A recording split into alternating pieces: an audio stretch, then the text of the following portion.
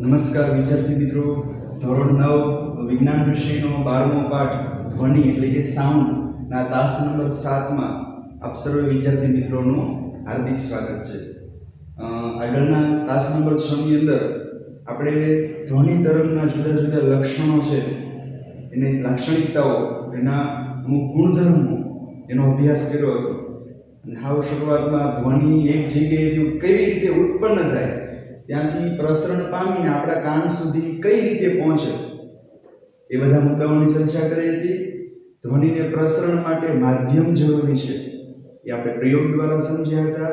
અને એની લાક્ષણિકતાઓમાં તરંગ લંબાઈ, આવૃત્તિ, આવર્તકાળ, કંપ વિસ્તાર, પીચ, તરંગનો વેગ એટલે કે તરંગની ઝડપ, આ બધી લાક્ષણિકતાઓનો આપણે અભ્યાસ કરી ગયા. અને છેલ્લે તરંગનો વેગ v બરાબર તરંગ લંબાઈ લેમ્બડા ગુણ્યા આવૃત્તિ ન્યુ, એ સૂત્ર આધારિત દાખલા પણ કેટલાક ગણ્યા હતા.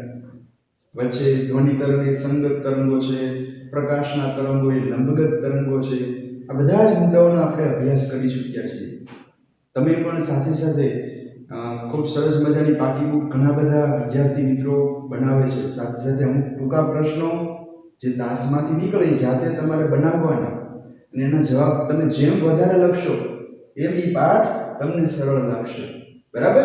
તો આજે આપણે એક નવો મુદ્દો, જુદા જુદા માધ્યમોમાં ધ્વનિની ઝડપ જુદી જુદી હોય છે.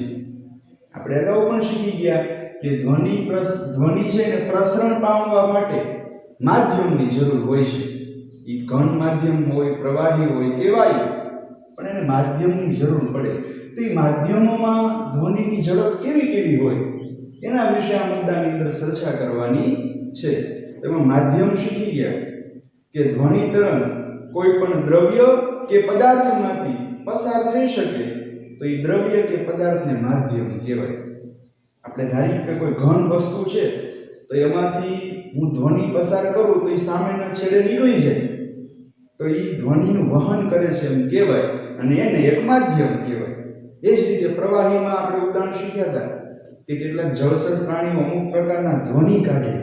એ ધ્વનિ પ્રવાહીમાંથી પ્રસરીને બીજા પ્રાણીઓ સાંભળે અને એને આધારે લોકો ક્રિયાઓ કરે. તો પ્રવાહીમાં પણ ધ્વનિનું પ્રસરણ પામે છે. એ જ રીતે વાયુમાં તો આપણને ખબર છે કે વાયુ એ પ્રસરણ માટેનું, ધ્વનિના પ્રસરણ માટેનું સામાન્ય માધ્યમ છે, અને એમાં દરેક પ્રકારના ધ્વનિ એક સમાન વેગે ગતિ કરે. તો આપણે એક સરસ મજાનું ઉદાહરણ લઈ અને આપણે જુદા જુદા માધ્યમોમાં ધ્વનિની ઝડપ કેવી હોય, ધ્વનિની ઝડપ ઉપર કોણ આધાર રાખે છે, એવા મુદ્દાઓની ચર્ચા આ મુદ્દાની અંદર આપણે કરવાના છીએ. તો એક સરસ મજાનું ઉદાહરણ લીધું કે ચોમાસાની ઋતુ હોય. આ ચોમાસાની ઋતુમાં તમે વીજળી અને મેઘ ગર્જનાનો ગડગડાટ સાંભળ્યો હશે બધાએ. તો એ ઘટનામાં શું થાય તો કે વીજળીનો સમકારો થાય. એ સમકારો આપણે તરત જોઈ શકીએ, અને જે સમકારો થાય એ જોયા પછી અમુક સેકન્ડો બાદ આપણને ગડગડાટ સંભળાય છે ધ્વનિનો. તો આવું કેમ થાય છે? તો તમે આગળના ધોરણમાં શીખી ગયા કે જે વીજળીનો ચમકારો થાય છે, એ ચમકારામાં જે પ્રકાશ હોય, પ્રકાશની જે ઝડપ છે, એ પ્રકાશ ઊર્જાની ઝડપ એ ધ્વનિની ઝડપ કરતાં વધારે છે. શું? જે પ્રકાશ ઉત્પન્ન થાય એ પ્રકાશની ઝડપ એ ધ્વનિની ઝડપ કરતાં વધારે હોય. એટલે પ્રકાશ ઝડપથી આપણા સુધી પહોંચે એટલે આપણને ઝડપથી વીજળી થઈ એવું દેખાય.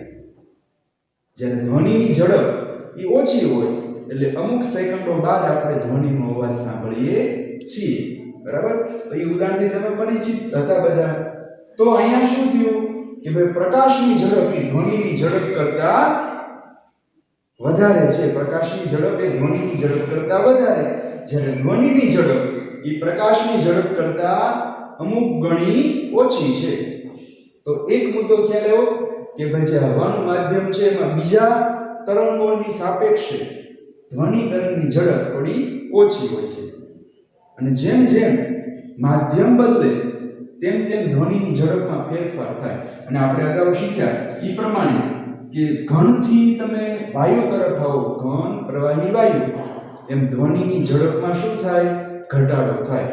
એટલે કે ઘન પદાર્થમાં ધ્વનિની ઝડપ સૌથી વધારે અને વાયુની અંદર ધ્વનિની ઝડપ ઓછી ઘનની સરખામણીમાં, બરાબર? એટલે આપણે ધ્વનિની ઝડપનો ઉતરતો ક્રમ લખીએ તો કે ભાઈ ઘન પદાર્થની અંદર સૌથી વધારે ધ્વનિની ઝડપ હોય, એનાથી ઓછી પ્રવાહીમાં અને એનાથી ઓછી વાયુમાં. તો આને શું લખ્યું કહેવાય? તો કે ધ્વનિની ઝડપનો ઉતરતો ક્રમ. શું?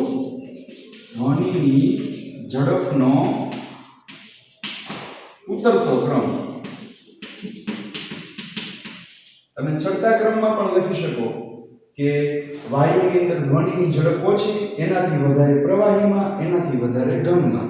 તો એવો પ્રશ્ન પરીક્ષામાં પૂછાય તો તમને હવે આવડી છે. તો આપણે પાઠ્યપુસ્તકમાં એક કોષ્ટક નીચે આપેલું છે. એ કોષ્ટકની અંદર જુદા જુદા ઘન, પ્રવાહી અને વાયુ ના કેટલાક નામ લખ્યા છે. એની અંદર ધ્વનિની ઝડપ કેટલી હોય એ આપણને આપ્યું છે.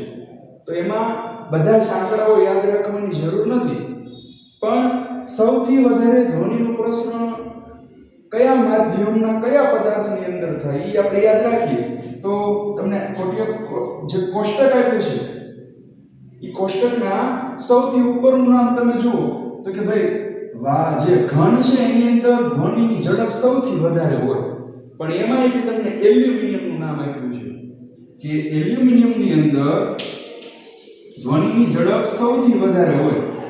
એલ્યુમિનિયમમાં ધ્વનિની ઝડપ સૌથી વધારે અને સૌથી છેલ્લું નામ તમે યાદ રાખજો કે સલ્ફર ડાયોક્સાઇડ. આ સલ્ફર ડાયોક્સાઇડમાં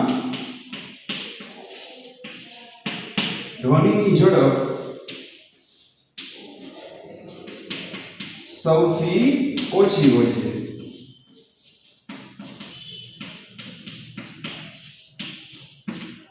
બે આંકડા યાદ રાખજો કે એલ્યુમિનિયમમાં ધ્વનિની ઝડપ સૌથી વધારે અને જે સલ્ફર ડાયોક્સાઇડ છે એની અંદર ધ્વનિની ઝડપ સૌથી ઓછી હોય છે.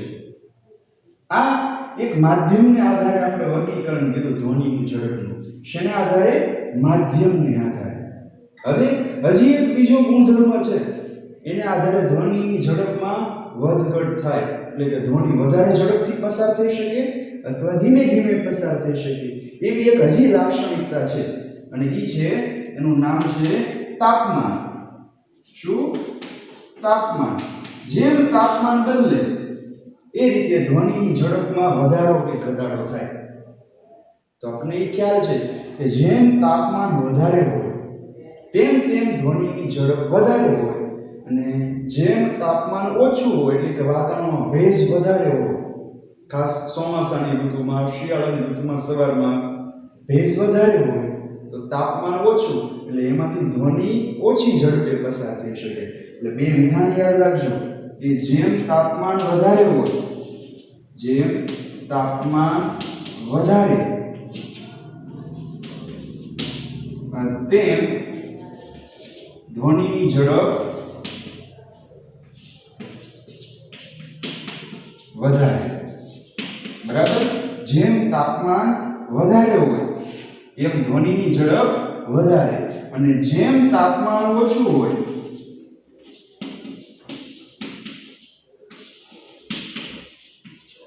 તેમ ધ્વનિની ઝડપ ઓછી હોય. તો આપણે સમજીએ આવું કેમ હોય કે તાપમાન વધુ હોય તો ધ્વનિની ઝડપ વધારે કેમ? તો તમને ખ્યાલ હશે કે જેમ સૂર્યપ્રકાશ વધારે આવે આપણા પૃથ્વી સુધી એટલે તાપમાન વધે. તાપમાન વધે એટલે વાતાવરણમાં જે રહેલી હવા છે એ હવા પાતળી બને, આપણે શીખી ગયા. અને પાતળી હવા આછી હોય એટલે કે એની અંદર કણ હોય, હવામાં રહેલા કણ, ભેજની માત્રા, એ ભેજની માત્રા ન રહે એટલે ધ્વનિને ગતિ કરવા માટે વધારે જગ્યા મળે, એટલે કે એમાંથી ઝડપથી ગતિ કરી શકે. જ્યારે વાતાવરણમાં ભેજ હોય, તાપમાન ઓછું હોય એટલે કે ભેજ વધારે હોય તો ધ્વનિની જે ઊર્જા હોય, ગતિ ઊર્જા આગળ વધવાની, એ ગતિ ઊર્જા અવરોધે. જે હવામાં રહેલા ભેજના કણ હોય, હવા જાડી હોય એટલે અમુક કણની માત્રા વધારે હોય એટલે ધ્વનિ આગળ વધતો એને અવરોધે, એની ગતિ અવરોધે, અટકાવે, એટલે ધ્વનિ આગળ બહુ વધારે વધી શકે નહીં. એટલે હવે ખ્યાલ આવી ગયો કે તાપમાન વધુ હોય એટલે ધ્વનિની ઝડપ વધારે, અને જેમ તાપમાન ઓછું એમ ધ્વનિની ઝડપ ઓછી હોય છે. આગળ પાઠ્યપુસ્તકમાં આપણને એક આંકડો આપ્યો છે કે સામાન્યતઃ 0 ડિગ્રી સેલ્સિયસ તાપમાન હોય ત્યારે જે ધ્વનિની ઝડપ છે એ 331 મીટર પ્રતિ સેકન્ડ જેટલી હોય, અને જ્યારે તાપમાન વધીને ઓરડાનું તાપમાન એટલે કે 22 અંશ સેલ્સિયસ જેટલું તાપમાન થાય ત્યારે ધ્વનિની ઝડપ વધે અને વધીને 344 મીટર પ્રતિ સેકન્ડ જેટલી થઈ જાય. ઘણા પુસ્તકોની અંદર ઓરડાના તાપમાને 345 પણ આંકડો આપેલો હોય. આપણા પાઠ્યપુસ્તક 9મા ધોરણમાં 344 મીટર પ્રતિ સેકન્ડનો આંકડો આપ્યો. એટલે બે વિધાન યાદ રાખજો કે 0 અંશ સેલ્સિયસ તાપમાને કેટલા 0 અંશ સેલ્સિયસ તાપમાને ધ્વનિની હવામાં ઝડપ કેટલી હોય છે 331 મીટર પ્રતિ સેકન્ડ, એટલે કે સેકન્ડના 1 સેકન્ડમાં 331 મીટર અંતર કાપે, તથા 22 અંશ સેલ્સિયસ એટલે કે ઓરડાના તાપમાનની નજીકનું તાપમાન, જેમ તાપમાન વધ્યું તો ધ્વનિની ઝડપ વધશે, તો 22 અંશ સેલ્સિયસ તાપમાને ધ્વનિની હવામાં ઝડપ જો જુદા જુદા માધ્યમમાં અલગ અલગ ઝડપ હોય, પણ આપણને જે આંકડો આપ્યો છે એ હવાની અંદર ધ્વનિનો વેગ કેટલો હોય આપ્યો છે. 22 અંશ સેલ્સિયસ તાપમાને ધ્વનિની હવામાં ઝડપ 344 મીટર પ્રતિ સેકન્ડ જેટલી હોય છે. તો હવે તમને ખ્યાલ આવી ગયો કે જુદા જુદા માધ્યમ હોય, ઘન, પ્રવાહી, વાયુ, તો એની અંદર ધ્વનિની ઝડપ અલગ અલગ. ઘનની અંદર સૌથી વધારે ઝડપ, પ્રવાહીમાં ઘન કરતાં ઓછી, અને પ્રવાહીથી વાયુની અંદર પ્રવાહી કરતાં પણ ઝડપ ઓછી હોય. તો માધ્યમને આધારે ઝડપ જોઈ, ત્યારબાદ એક તાપમાનને આધારે પણ ઝડપમાં વધઘટ થાય. કે તાપમાન વધુ તો ધ્વનિની ઝડપ વધુ, તાપમાન ઓછું તો ધ્વનિની ઝડપ ઓછી. બરાબર? આપણે એને યોગ્ય આંકડા સાથે પણ જોયું. તો આ મુદ્દો હતો ખૂબ સરળ. બરાબર? હવે આગળ આ મુદ્દાની નીચે આપણને સરસ એક ઇન્ટેક્સ ક્વેશ્ચન આપેલો છે. એ તો તમે વાંચો એટલે તરત આવડી જશે કે ચોક્કસ તાપમાને કોઈ એક જ તાપમાનનો આંકડો લઈ લે કે 22 સેલ્સિયસ તાપમાને હવા, પાણી અને લોખંડ આ ત્રણ નામ આપ્યા કે ચોક્કસ તાપમાન એટલે કે ત્રણેયનું તાપમાન જ્યારે તાપમાન સરખું હોય ત્યારે હવા, પાણી અને લોખંડ આ ત્રણ પૈકી શેની અંદર ધ્વનિની ઝડપ વધારે હોય? તો તમે તરત કહેશો કે ચોક્કસ તાપમાને હવા, પાણી અને લોખંડ પૈકી લોખંડની અંદર ધ્વનિની ઝડપ વધારે હશે. કારણ કે આપણે શીખી ગયા ઘન પદાર્થની અંદર પ્રવાહી અને વાયુની સરખામણીમાં ધ્વનિની ઝડપ વધારે હોય. લોખંડ ઘન પદાર્થ છે માટે એની અંદર ધ્વનિની ઝડપ વધારે હશે. એ પ્રશ્ન ખૂબ સરળ છે. અને આગળ હવે પછી આપણે પાઠ્યપુસ્તકમાં નવો મુદ્દો, સરસ મજાનો મુદ્દો આપ્યો છે ધ્વનિનું પરાવર્તન. આપણે આગળના ધોરણોમાં પ્રકાશનું પરાવર્તન શીખી ગયા કે પ્રકાશનું કિરણ કોઈ સપાટી સાથે અથડાય તો અથડાઈને જે પાછું ફરે એને આપણે પરાવર્તન કહીએ. તો ધ્વનિનું પણ પરાવર્તન થાય. તમે અહીંથી બોલો છો, આપણે મોટા હોલની અંદર પ્રવેશી ગયા અથવા તો બંધ ઓરડો એના પ્રવેશી જાઓ, બારી બારણા બંધ કરી ગયો અને પછી તમે બોલો છો તો પડઘા પડે. તમને ખ્યાલ છે, મોટો ધ્વનિ ઉત્પન્ન થાય. તો નામ થાય ધ્વનિ તમે બોલો છો અથવા તો ક્યાંય ઉદ્ગમમાંથી ધ્વનિ નીકળ્યું તો એ ધ્વનિ વારંવાર અથડાય, નાથી પાછું ફરે, ત્યાં અથડાય, પાછું ફરે, આમ અથડાય, બધી દિશામાં અથડાય અને વારંવાર અથડાય એટલે ધ્વનિ મોટો બને. એને આપણે પડઘો કહીએ છીએ. એ શીખીશું આની પછીના મુદ્દામાં. પણ ધ્વનિનું પણ પરાવર્તન થાય, એને પણ અમુક નિયમો હોય છે. આપણે જેમ પ્રકાશના બે નિયમો છે પરાવર્તનના, એ જ રીતે જે રીતે પ્રકાશના પરાવર્તનના નિયમો છે એ જ નિયમો સીધે સીધા ધ્વનિને પણ લાગુ પડે. એટલે કે ધ્વનિ તરંગ છે અથવા તો આપાત ધ્વનિ કોઈ સપાટી સાથે અથડાય તો ના દોરેલા લંબ સાથે અથડાઈને પરાવર્તિત ધ્વનિ જે ખૂણો રચી બંને ખૂણા સમાન હોય. આપણે શીખી ગયા આપાત કોણ અને પરાવર્તન કોણ સમાન હોય. તો એ જ બેઠે બેઠા નિયમ ધ્વનિ પરાવર્તનને લાગુ પડે. એટલે આપણે બંને નિયમો જોઈએ કે ધ્વનિ પરાવર્તનના નિયમો. પરીક્ષાની અંદર 2 ગુણની અંદર પૂછે કે ધ્વનિ પરાવર્તનના નિયમો લખો, 1 અથવા 2 ગુણની અંદર. તો એનો પહેલો નિયમ આપણે પ્રકાશમાં શીખ્યા હતા કે આપાત કોણ અને પરાવર્તન કોણ સમાન મૂલ્યના હોય. તો આપાત કોણ એટલે શું? તો કે કોઈ સપાટી હોય, સપાટી આ રીતની સપાટી છે, તો આપાત કિરણ આવે એ અથડાઈને અહીંયા જે સપાટીને દોરેલો લંબ છે નાથી અથડાઈને જે પાછું ફરે, તો ના જે ખૂણો બને, આપાત કિરણ લંબ સાથે બનાવેલો ખૂણો હોય એને આપાત કોણ કહીએ, અને પરાવર્તિત કિરણે લંબ સાથે બનાવેલો ખૂણો હોય એને આપણે પરાવર્તન કોણ કહીએ. તો એ બંને સમાન મૂલ્યના હોય. આપણે એ સમજીએ કે આ કોઈ સપાટી છે, અહીંથી એક ધ્વનિનું તરંગ આવે છે, અહીંયા અથડાય અને ના આપણે એક લંબ દોરીએ તો ના જે ખૂણો બને એને આપણે થીટા આઈ કહેતા, એટલે કે આપાત કોણ કહેતા. આગળ શીખી ગયા. અને અથડાય અને અહીંથી પાછું ફરે એટલે કે આ દિશામાં આગળ વધે, તો જે આ પાછું ફર્યું એને પરાવર્તિત કિરણ કહેવાય. તો આપાત કિરણે જે ખૂણો બનાવી થીટા આઈ અને પરાવર્તિત કિરણે લંબ સાથે જે ખૂણો બનાવીને આપણે થીટા આર કહેતા. તો આ બંને કેવા હોય? સમાન હોય. તો ધ્વનિના પરાવર્તનના આપણે એમ કહી શકીએ કે આપાત ધ્વનિ, અહીંથી ધ્વનિનું તરંગ આમ ગતિ કરતું કરતું આવે, અથડાય અને પાછું ગતિ કરતું કરતું આગળ વધી જાય, આપણે શીખી ગયા. તો એ આપાત ધ્વનિ એ સપાટીને દોરેલ લંબ સાથે બનાવેલો ખૂણો, અને પરાવર્તિત ધ્વનિ આપાત આ સપાટીને દોરેલા લંબ સાથે બનાવેલો ખૂણો, આ બંને ખૂણા સમાન હોય. એટલે આપણે અહીં લખીએ કે આપાત ધ્વનિએ સપાટીને દોરેલા લંબ સાથે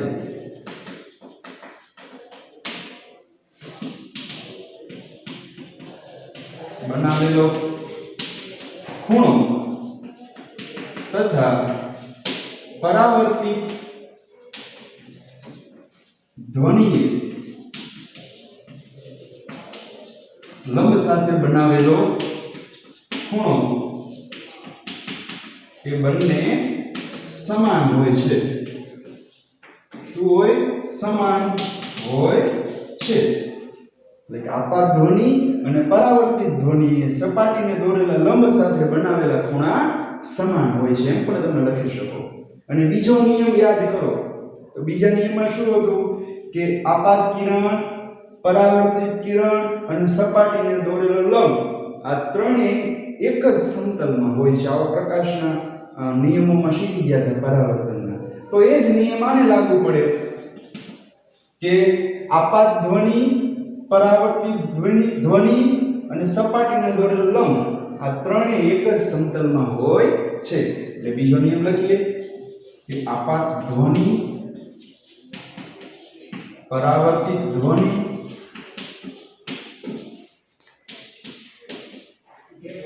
અને સપાટીને દોરેલો લંબ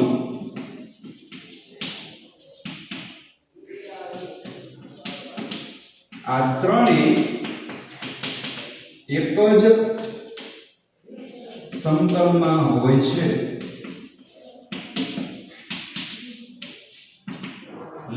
આ ધ્વનિ પરાવર્તનના બે નિયમો થઈ ગયા. ખૂબ સરળ છે. જેને પ્રકાશના પરાવર્તનના નિયમો આવડતા હોય એને આ ઝડપથી આવડી જાય. બરાબર? કે આપાત ધ્વનિ, પહેલો નિયમ જોઈએ તો કે આપાત ધ્વનિ અને પરાવર્તિત ધ્વનિ સપાટીના દોરેલ લંબ સાથે બનાવેલા ખૂણા હોય એ સમાન હોય.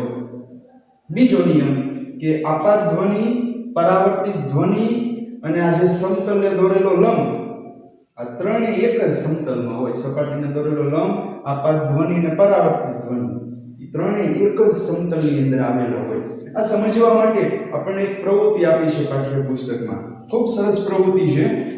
આ જે ધ્વનિ પરાવર્તનના નિયમો છે ને એને સમજાવવા આપણને એક પ્રવૃત્તિ આપી છે. પ્રવૃત્તિની આકૃતિ તમે ચિત્રમાં જોઈ શકો છો. એમાં શું કર્યું? એક ટેબલ લીધેલું છે. આ ટેબલમાં આ ટેબલ છે નીચે અને આ એક દીવાલ છે. દીવાલની થોડોક ટેબલને મૂકેલું છે અને ટેબલ ઉપર એક જગ્યાએ એને ઘડિયાળ લીધી છે અને તમારે બે સમાન કદની પાઇપ લેવાની. શું? અહીં તમને દેખાય છે કે બંને છેડા ખુલ્લા હોય એવા સમાન કદની, બેની લંબાઈ સમાન હોય એ પાઇપ લેવાની તમારે. પાઇપ ન હોય તો આપણે જે કાર્ડ શીટ આવે છે, પેપર, એ પેપરને હોલ્ડ કરીને વાળીને પણ તમે આ પાઇપ બનાવી શકો. ઘરે પણ તમે આ પ્રવૃત્તિ કરી શકો ધ્વનિના પરાવર્તન નિયમને સમજવા. તો એ જે પાઇપ લઈએ સમાન કદની, એ પેલી પાઇપને આ જે ઘડિયાળમાં જે કાંટાનો ટીક ટીક એવો અવાજ આવે એની નજીક રાખવાની, એટલે કે ધ્વનિ આમાંથી પસાર થઈ શકે. અને બીજી પાઇપને તમારે આ રીતે અલગ અલગ રીતે ઘડીક સીધી રાખવાની, ત્રાંસી રાખવાની, એ રીતે ગોઠવવાની. તો આમાંથી જે અવાજ અથડાય અને તમને ખ્યાલ છે કે એક્ઝેક્ટ આ દિશામાં તમે ગોઠવશો, અહીંયા કાન લઈ જતા, આ બીજા છેડે કાન લઈ જતા આપણે અહીંથી પ્રવેશેલો અવાજ આ છેડે સાંભળી શકીએ. એટલે પ્રવૃત્તિમાં કીધું કે તમારે પેલી પાઇપને ગોઠવી દેવાની કે જેથી ઘડિયાળનો અવાજ એમાંથી પસાર થઈ શકે, અને દીવાલ સાથે અથડાય બીજી પાઇપની અંદર તમારી અવાજને ઝીલવાનો, અને પાઇપને તમારે ફેરવતી જવાની, ઘડીક સીધી કરવાની, ત્રાંસી કરવાની, અને જોવાનું કે ક્યારે આપણને અવાજ સંભળાય છે. એક્ઝેક્ટ આમાંથી નીકળેલો અવાજ આપણને અહીંયા સંભળાય ત્યારે બે પાઇપને પેલા એને ગોઠવી રાખવાની, અને જે આ લંબ દોરેલો છે લંબ એની સાથેનો આ ખૂણા માપવાના. શું માપવાના? ખૂણા. એ તમે ખૂણા માપશો તો તમને જાણવા મળશે કે બે ખૂણાના જવાબ કેવા આવશે? સરખા આવશે. તમે કોણ માપકની મદદથી કોણ માપક અહીંયા રાખો એટલે આમાંથી પસાર થયેલું આ ધ્વનિ પસાર થયેલો છે એ ધ્વનિ સપાટીને દોરેલ લંબ સાથે આ ખૂણો મળી છે. પછી આ ખૂણો ગોતવાનો, તો એ બે ખૂણા કેવા આવશે? સમાન આવશે. અને હવે જો આ પાઇપને સેજ આમ ઉપર તરફ લઈ જાય તો ધ્વનિ સંભળાશે? વિચારો, પેલા આમનો ટેબલ ઉપર મૂકેલા છે પણ આને રહેવા દઈએ, આ પાઇપને ઉંચકીને સેજ આમ હવામાં લાવી અને પછી કાન લઈ જશો તો ધ્વનિ સંભળાશે? તમે કહેશો ના, કારણ કે જે લંબ દોર્યો હોય એ લંબ આપણે પાઇપને ઊંચી લઈએ છીએ એક છેડેથી, તો એ ધ્વનિ સળંગ બીજા છેડે નીકળી શકશે નહીં. અને આપણે બીજા નિયમના પાલન પ્રમાણે કે ત્રણેય એક જ સમતલમાં હોય તો જ ધ્વનિ સંભળાય. તમે જ્યારે આ બીજા પાઇપને ઊંચકો તો સમતલ બદલી જાય છે એટલે ધ્વનિ સંભળાય નહીં. તો આ જે પ્રવૃત્તિ છે એ ધ્વનિના પરાવર્તનની આપણને સમજ આપે. તો આ ખૂબ સરળ મુદ્દો હતો. આજના દિવસે આપણે બે મુદ્દાઓની ચર્ચા કરી, ધ્વનિના જુદા જુદા માધ્યમમાં ઝડપ અને ધ્વનિ પરાવર્તનના નિયમો. તો આમાંથી નીકળેલા ટૂંકા પ્રશ્નો અને વિશેષ પ્રશ્નો જે સ્વાધ્યાયમાં આપેલા છે એ તમે સોલ્વ કરજો, અને આમાંથી નીકળેલા ટૂંકા પ્રશ્નો કાઢીને એના જવાબ લખશો. તો આજના તાસમાં આટલું રાખીએ છીએ. હવે પછીના દરેક મુદ્દાઓ ધ્વનિ પરાવર્તનના અમુક ઉદાહરણો સાથે આપણે ફરીવાર મળીશું કે ધ્વનિ પરાવર્તનને લીધે કેવી કેવી ઘટનાઓ બને છે. એ બધા રસપ્રદ મુદ્દાઓ સાથે પછી ફરીવાર મળીશું. ત્યાં સુધી અસ્તુ. જય હિન્દ.